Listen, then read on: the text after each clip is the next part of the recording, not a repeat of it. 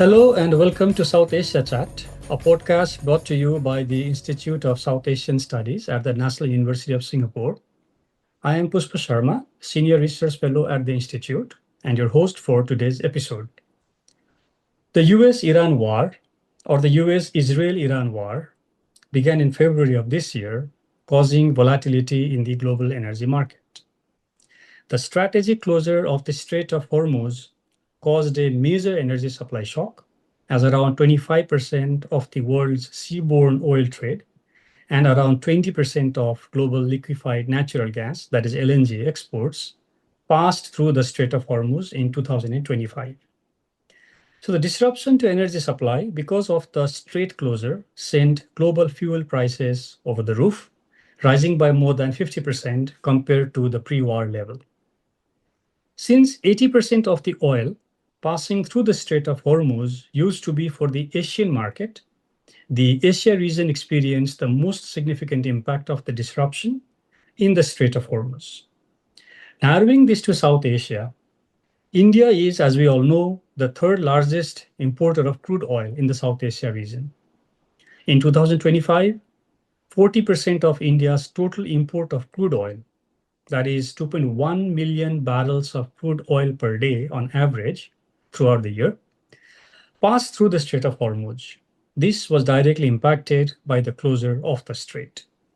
Similarly, if you look at the other countries in South Asia, Bangladesh, Pakistan, and India, they imported almost two-thirds of their total LNG supplies via the Strait of Hormuz in 2025. Therefore, the disruption in the flow of gas through the Strait of Hormuz was painful for all, from the common people to industries. When the ceasefire agreement between the US and Iran happened, it provided some hope of return to normalcy, but that did not last long. With the reflaring of the hostilities, there are rising concerns again on potential energy-related disturbances, among others, in South Asia. So, to discuss the impacts of the West Asia crisis on South Asia's energy landscape, the country's coping mechanisms, and what lies ahead, we have with us Dr. Rohit Chandra. Dr. Chandra is Assistant Professor at the School of Public Policy in IIT-Delhi. He received his PhD in Public Policy from the Harvard Kennedy School. Energy is one of his core areas of work, and he has been writing on the current West Asia crisis and energy issues. So perhaps we could have no one better than Rohit to discuss the energy crisis in South Asia because of the West Asian crisis. So Rohit, welcome to the podcast. Thank you very much, Push. Pleasure to be here. So to begin with, as I stated in the background, we have a macro kind of understanding of the impacts of the West Asia crisis on South Asia's energy landscape. There were increases in energy prices, but the impacts on the ground perhaps have not been as devastating as had been feared initially. So what are observations? How do you see this? So I have to say that I think this lack of devastating impact, I think, is not entirely true. I think there was a lot of bottom-up pain in terms of, for example, even in cities like Delhi, secondary market and black market gas prices went up by 3 to 4x overnight. Literally hundreds of thousands of migrants, if not millions of migrants, left cities to go back to villages because they couldn't cook, right? They didn't have cooking fuel available. Some of India's most prestigious universities, some of the canteens were using wood to cook, right? So I think this notion that this was not devastating is a little bit of spin, unfortunately, and not just India, all of South Asia, right? This was actually pretty devastating. And the macro may have been solved. Maybe industry wasn't as badly affected. But I think given that this is one of the poorer regions of the world, given that there's a lot of people who are dependent on imported fuel, and I think unfortunately South Asia is not very strongly energy endowed in the fossil fuel sense, right? Solar and hydro is different, but all of our countries import large amounts of fossil fuels. And so I do think that, I mean, things have lessened a little bit now, but this was pretty bad. And I think people like M. Rajshekhar have written very extensively in The Wire, at least on the impacts in India. But yeah, there's many levels of impacts which have happened, and I'm happy to discuss this a little bit. But I would dispute this not being so devastating characterization. I do think this was pretty bad. Okay. Yeah, I think I wanted to know your views on how this has been because, as you said, like there have been writings where I think the discussions have been there about how people have been affected, how like small kind of the entrepreneurs have been affected with many restaurants being closed, Mhm. the immigration again that the migration Mm, that we also saw, right? But in one sense, perhaps why the observation of some that this had not had devastating impact perhaps could also be that, in the earlier crisis of this kind, mm, energy-related crisis, and you bring in, of course, a lot of history into this, I think there used to be some kind of a potential destabilizing kind of effect that would be very visible right above the ground as well. mm, Perhaps that kind of destabilization is not something that was exactly visible this time. That's why perhaps that observation that it mm. might not have been to that extent. How would you compare to the Yeah. energy crisis of the past with what we saw Mhm. recently in the case of South Asia? Yeah, so I mean, I think it's an interesting question. The 1970s certainly in some ways were far more visibly devastating, partly because I think in some ways I think a lot more of this got covered, right? Some of it is where the gazing eye of media and government reporting goes, right? And I Hmm. mean, you have to remember that between the 1970s and today, India's population has gone up by almost 30-40%, right? I mean, huge growth in those kinds of things. And this is generalized across South Asia as well, right? This is not just India. I mean, True. I'm an expert primarily on India. I understand the South Asia energy scene particularly well. I do think that, for example, the immediate problems of huge lines and all of those kinds of things got addressed relatively quickly. And one of the reasons for that was that India at least had fair amount of reserves, and because Nepal and Sri Lanka in particular were largely dependent on India for their liquid fuel pipelines, that helped a little bit. I think the other thing which has also helped, which we'll discuss in a little bit, is that there has been large-scale electrification of these countries to an extent which didn't wasn't true in the 1970s, right? In the 1970s, I mean, the power situation throughout South Asia was actually pretty bad. Uh, Power often tends to use different fuels, and power in the 1970s used to use fuel oil a lot more. So even your power system was dependent on liquid fuel. So not only did you have liquid Mm. fuel shortages, but you also had electricity shortages. That was very different this time because there's far more hydro resources in Nepal and Bhutan. Solar has made huge kind of inroads to many of our countries. And so I think the interesting contrast is kind of in the 1970s, we were very much petrostates, right? We depended on kind of petroleum and, kind of crude oil derivatives for a lot of energy functions, including power generation. I think today a lot of our countries are starting to move towards electrostates more and more, which means that Mhm. power generation kind of fill the gaps of the kind of oil economy in certain ways, which lessen these impacts a little bit.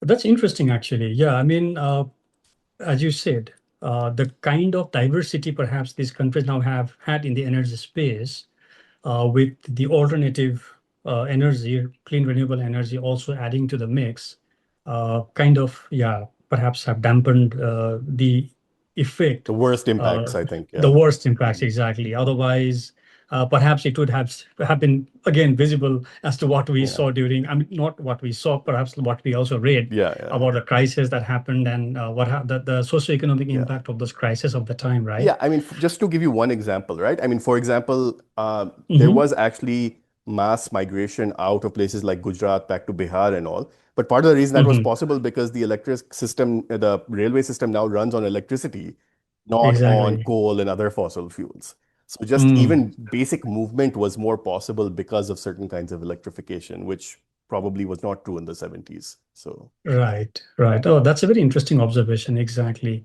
Um, Let me perhaps then move on to the another one. I don't know if this should be related to what you were saying about the diversification part as well. mm, Uh, I mean, this time when the crisis started and there was this energy disruption and the fuel price went high, there were analysis, including from like big and established international media as well, mm, that they were saying that even if this crisis was to be contained anytime soon, meaning the hostilities were to end anytime soon, the impact on the energy market that we saw will not be addressed overnight. It will take some time because of the destruction that has happened to the energy infrastructure, Mm, the huge backlog that's already there, right?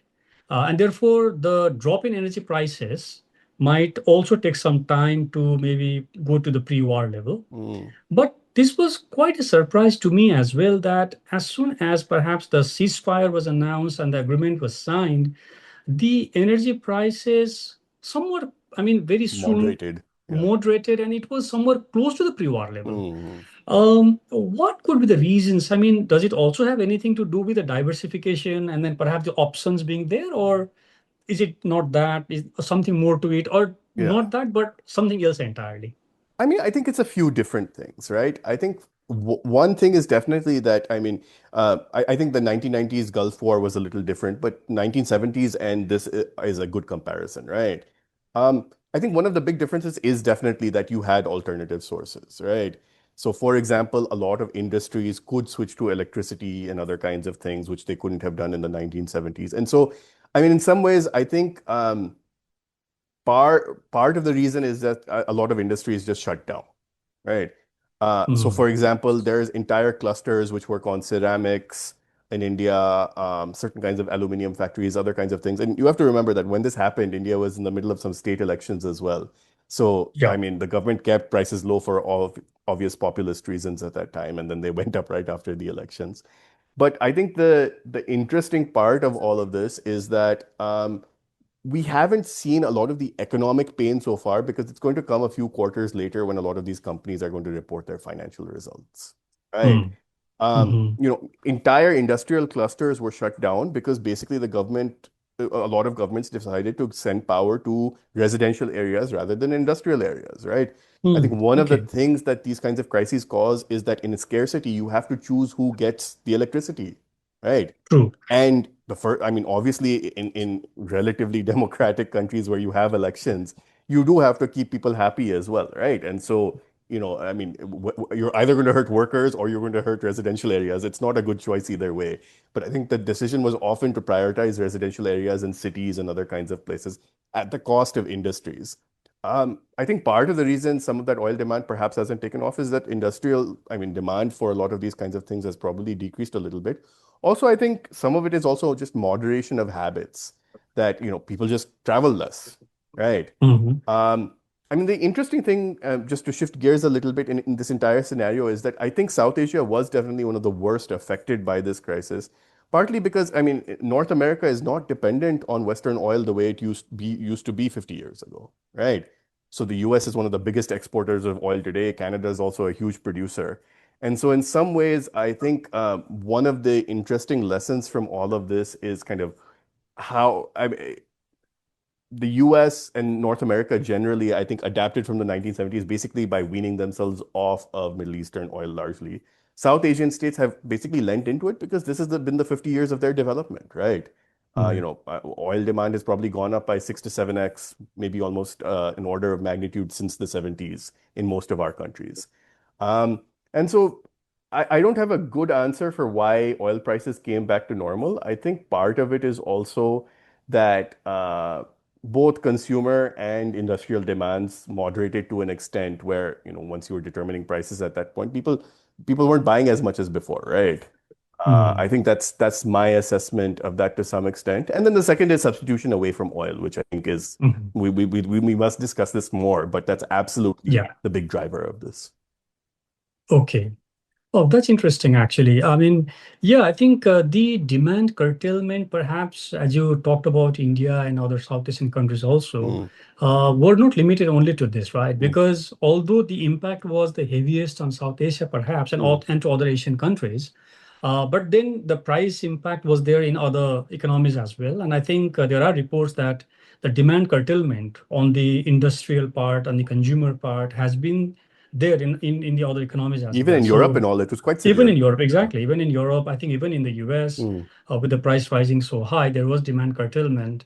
And as you said, I think the one of the reasons and very important reasons why, at least in the if you look at South Asia among the middle class people, in some of the countries at least, why this did not have an impact so much is perhaps the diversification of the source of energy for transportation as well, Yeah. because people have chosen to go with the EVs. Mm. And when they don't have to feel that impact directly in terms of filling their oil tanks Yeah. and paying at the pumps, I think that also makes a Yeah. difference, right? And Nepal is a So, great example on this front, right? Where in the last exactly. 5 years, because of the hydropower boom, Nepal, I Right. mean, I remember I was in Kathmandu about 6 months ago. You now start seeing Teslas and BYDs and Ather scooters and cars everywhere, right? A lot of the True. taxis are Tata Nexons now. And so Yeah, none of those run on liquid fuels anymore, which is exactly. fantastic in some, I mean, that's a source of resilience, absolutely.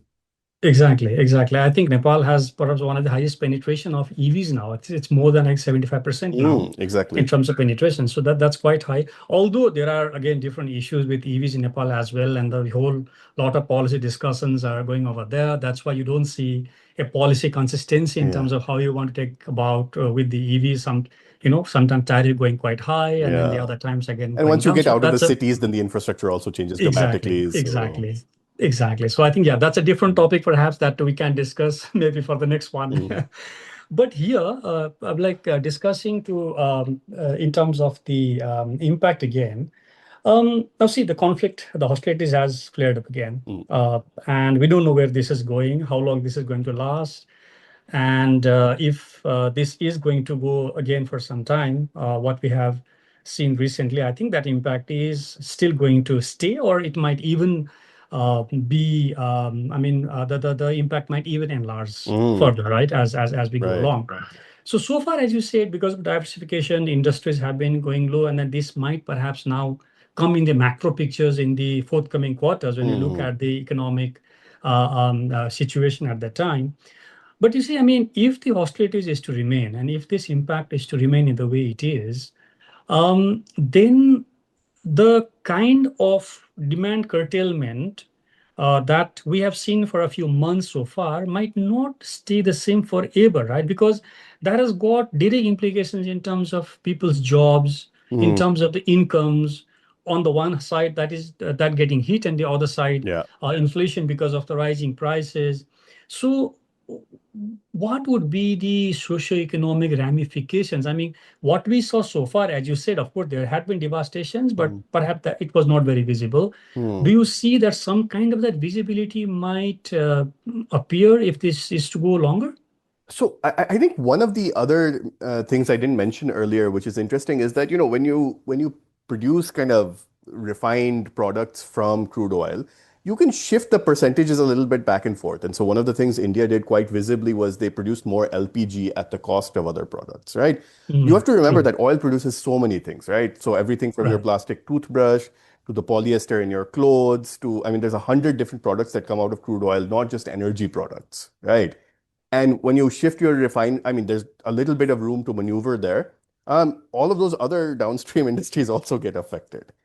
I think right now, basically, one of the interesting consequences of this conflict was that I think, at least in the region, India ended up becoming one of the buffers for price controls to some extent, right?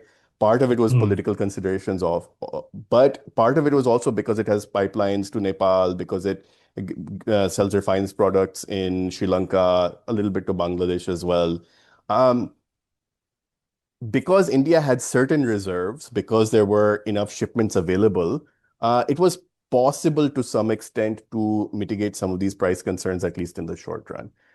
Now Mhm. you're starting to see very different things, right? So, for example, India trying to push like E20 kind of ethanol blended fuel and other kinds of things on neighboring countries and all, which is disputed because of those kinds of issues. I think the industrial impact is going to be much bigger than I think anyone has admitted so far, right?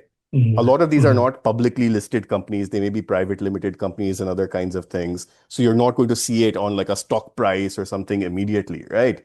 But what will Right. happen is that these companies have taken on debts and loans and other kinds of things. And when those loans are due, you're going to have renegotiations, non-performing assets problems, other kinds of things. And so Mhm. the visible part of the energy crisis is always the consumer impact, right? And rightly so. I mean, Mhm. we are developing countries. We do have large populations below poverty line, so that's important, right? But I think the measurement of the industrial impact is just, I don't think anyone has a good sense of that right now, partly Mhm. because if they're smaller private companies or subcontractors and all, this will come out in, quarterly numbers, which will come out maybe a few months from now. This will come out in loan repayment problems, other kinds of things. Um, I mean, what I'm optimistic about is that this has really accelerated some industries otherwise, right? So, for example, solar deployments, other kinds of things. I mean, even before this Mm. crisis, Pakistan's kind of rooftop solar growth was one of those Yeah. stories, right? That they had been dependent on imported gas for a while. That wasn't particularly feasible. And Yeah. so I think that acceleration will be one of the bright stories, no pun intended, Mhm. in this space. Mhm. But I do think that the industrial downside is going to be much bigger than any other. I hesitate to put numbers because I haven't like looked at good projections of this so far. Mhm. But I think there's further pain yet to come from all of this. And yeah, I can't do any soothsaying on what will happen in this conflict.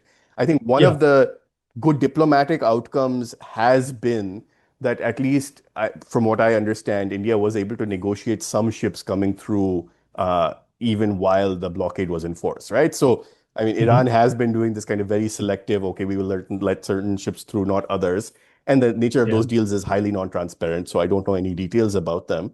Mhm. But I think partly because of historical relationships, partly because of financial heft, I think India has managed to negotiate at least some ships coming through regularly. Now, who knows? I mean, this could all change in a day or two, given drone strikes, given what the US does, other kinds of things. But True. I think that's, uh, if that doesn't change in the next month or two, I think Mhm. for example, one of the things India has done in particular, and I'm sorry to keep focusing on India because it is one of the suppliers of oil to the rest of the region, but has been negotiating and gotten exceptions for importing more Russian oil, right? Mhm. And that was something Mhm. which was problematic because of sanctions and other kinds of things before. But because of the Right. war, I mean, that door has opened again. For how Right. long, who knows, right? All of this is very Mhm. uncertain. Yeah. I think I mean, what has been quite remarkable to me is actually the resilience in places like Nepal and Bhutan, right? Which arguably have been much less affected than India and Sri Lanka and Bangladesh. I mean, I think Mhm. Bangladesh in particular, it was quite devastating. I mean, huge chunks Yeah. of the garment industry shut down, all of those kinds of things. I mean, that's incomes are hit on both sides, right? Your prices go up and you're not getting wages anymore. Yeah. And this is right after a lot of political upheaval as well. So it's, I mean, Exactly. fingers crossed that nothing major happens. But I think we're starting True. to see the beginnings of that unrest with some of kind of the student protests and other kinds of things as well, which are not Yeah. directly related to this necessarily, but are certainly there is a small link between these two things for Mhm. sure. Mhm. Exactly. And I think, I mean, looking at the political upheavals in South Asia, Mm, you just need a spark of something to flare it, to see that flare going up, right, mm, in all the different directions. So that is perhaps one risk that's always there. And as you rightly said, of course, like you focus on India, and then we have to focus on India when you're talking of the energy market in South Asia, because as you said, if India is good, then the smaller countries to which India is supplying will be good. Essentially, because say, mm, for example, India supplies the petroleum to Nepal, to Bhutan, some to Sri Lanka as well. So if mm, India can manage that, and then these countries can also perhaps go on doing very well with that. But if there will start to be pushback, as you rightly talked about the E2 kind of mm. the mandatory thing, and we saw some kind of pushback from the Indian consumers themselves. So Absolutely. if these kinds of policies are to go forward, then you never know like what will be the spark that can perhaps destabilize some of the things that Mm. we perhaps have been able to countries have been able to avoid so far. But that risk is there. There, So may I just say one thing? There's one place where yeah. I'm actually quite optimistic, which is, Hmm. for the last 20, 25 years, there's been a talk of a South Asian electricity grid, right? Right. So people Right. like Salman Zahir and Sanjay Kathuria at the World Bank had been working on this for a long time, and Yeah. it's made some progress, right? So, I mean, India's grid is now continuous with Nepal. Nepal was actually a big ex importer of Indian power until the last 5 years when that has changed quite Hmm. dramatically. Hmm. Nepal and Bhutan both sell huge amounts of hydropower into the Indian market, some of which now goes to Bangladesh as well. And so Hmm. I think this will accelerate some of these moves. I think having Hmm. a truly South Asian electricity grid where you can Hmm. move power between places, and especially because of all of the surplus hydro in the Himalaya, which can come down and be sold to different countries. I mean, India has aspirations to try to connect Sri Lanka as well. I think that's much more difficult. But Hmm. I think this, as I said, the petrostate versus the electrostate kind of question, as electrostates deepen across South Asia, I think the logic of having a South Asian electricity market will become stronger. And so Hmm. I think that's a place we can look with some optimism that things will change for the better. Exactly. I was actually wanting to come to you, Oh, you sorry. with this question. Uh, No, I'm like you already actually knew what perhaps is the important thing to discuss, and I wanted to discuss this with you. I mean, so all the South Asian countries, of course, India being the big one, India taking the lead in terms of that transition to clean renewable energy is something that we all are seeing. And then the smaller countries as well, as you said, rich in hydropower, like Nepal, Bhutan have been making that move.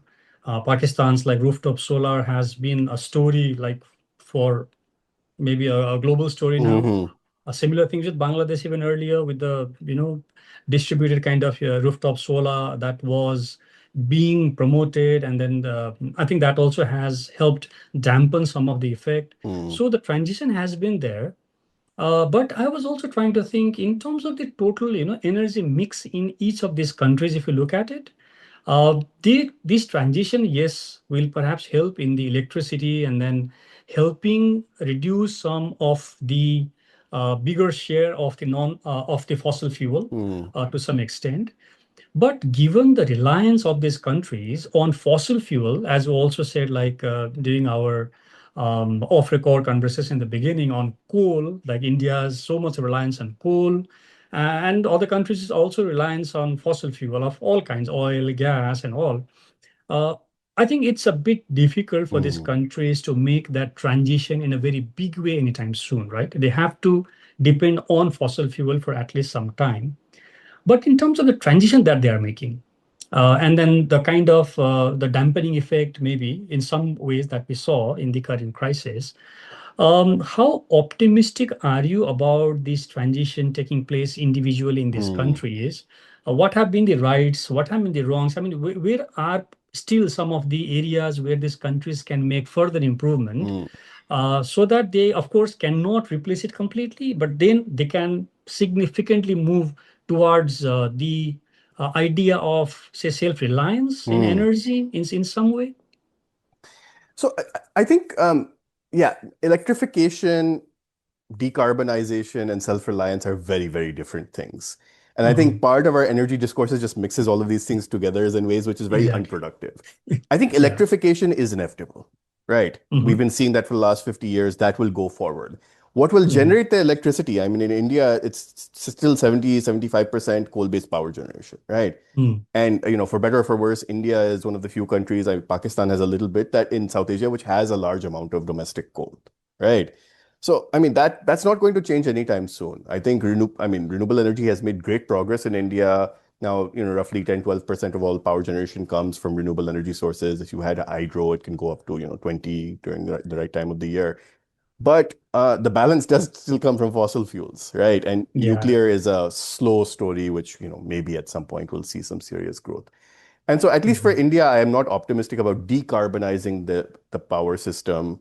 I'm optimistic that it will electrify. Um, Mhm. and, you know, if India's, 65, 70% of India's power is still coal-based power generation and India is selling power to neighboring countries and all, then, I mean, some of that just, it's not going to be a clean grid, at least in the near future. However, I mean, renewable energy adoption has increased by leaps and bounds, right? Mhm. So, I mean, India has about just as much capacity in renewables as it does in coal. Now, the coal runs at 50, 60% of the time. The renewables only runs 15% of the time. So, the Mhm. actual power generation is very different. But I think deployment has been quite aggressive. I think one of the key questions is it grid-based or is it off-grid, right? Mhm. And these are very, True. very different models, right? It may look like a similar technology, but the cost, the financing, the use are completely different. Yeah. The real, I think, advantage of solar is its ability to decouple from the grid. Right. Hmm. But Hmm. for that, you need effective storage because of the day-night issues and all of these kinds of things, which is quite Exactly. expensive. And Mm. so I think you see very different models in South Asia on solar adoption, right? So, for Mhm. example, most of India's solar growth in the last 10, 15 years has been large grid scale projects, right? Gujarat, Rajasthan, Karnataka, huge areas of kind of less densely populated land being taken over by solar panels and other kinds of things. But, we are population dense countries, so land is always contested. And so that's going to become a major issue of contention. It's already becoming an issue of contention in India. On Exactly. the other hand, rooftop and other decentralized kind of modes of deployment are, I think, far more effective and in some ways more people friendly as well. If Mhm. you gave me $1 million and said what would cause most benefit for people, I would say put it in more renewable, kind of distributed renewable energy, rural electrification programs, rather than Mhm. big grid scale kind of, centralized projects, which kind of remind you of coal plants in some ways as well, right? That they're far away from people, you don't have control and Yeah. so I think the future, I mean, my preferred path of future solarization would be focusing more on the decentralized model. And honestly, I think this is Mhm. something the government of India is also realizing that, 10 years of massive, big scale, kind of huge solar parks, that's Mhm. also good. But Mhm. actually, even from kind of a federalism perspective, having state governments be involved in deploying it themselves rather than buying it from halfway across the country and then all of the financial issues that come with that. And this is Yeah. actually where the South Asian electricity grid and market could become very important because Mhm. the problem with renewable energy is always that the sun isn't shining somewhere, the wind isn't blowing somewhere, right? You always have these kind of regional mismatch issues. But the Exactly. larger a grid you have, the more variation you have where one can fill the other's gaps, Right. right? Right. And Right. so we'll have to see how this evolves. I mean, I think both the grid and off grid are going to evolve parallelly. And at least Mhm. in India, 97% of the money has gone on the grid rather than off grid. Mhm. Sim Differently in Pakistan and Bangladesh, even to some extent in Sri Lanka and all, I think a lot of the solar has actually been far more decentralized, right? Yeah. And it's Yeah. individuals who are financing it or companies who are financing it rather than huge infrastructure investment by large companies. Mhm. Um, I think that is where a little bit of kind of country-specific policy making is important. I don't think there's a Right. one-size-fits-all solution there, but I think Mhm. decentralization is going to become more and more important as this renewable energy takes off in a big way. Right.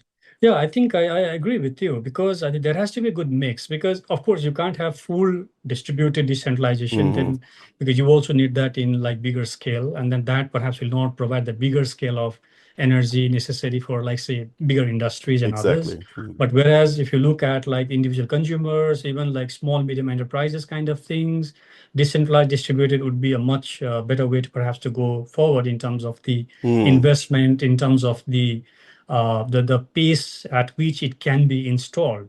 Because with the grid, also the problem is, yes, if you take a solar project I think gets installed faster, Hmm. right? Exactly. But then only having the project installed faster doesn't help if you don't have the transmission line, and that Yeah. transmission structure takes another much longer time. Yeah. So there will already be a mismatch over there. So if Mhm. you don't address that, I don't think that's going to solve the problem.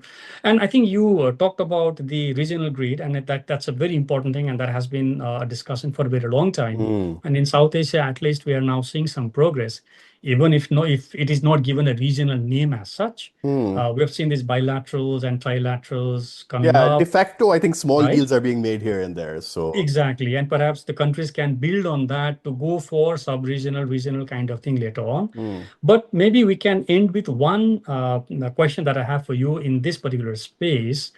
You see, when we talk of energy cooperation in South Asia, we cannot avoid geopolitics, right? That Absolutely. becomes a very big thing. So, how do you see the geopolitics playing out in South Asia in this particular space?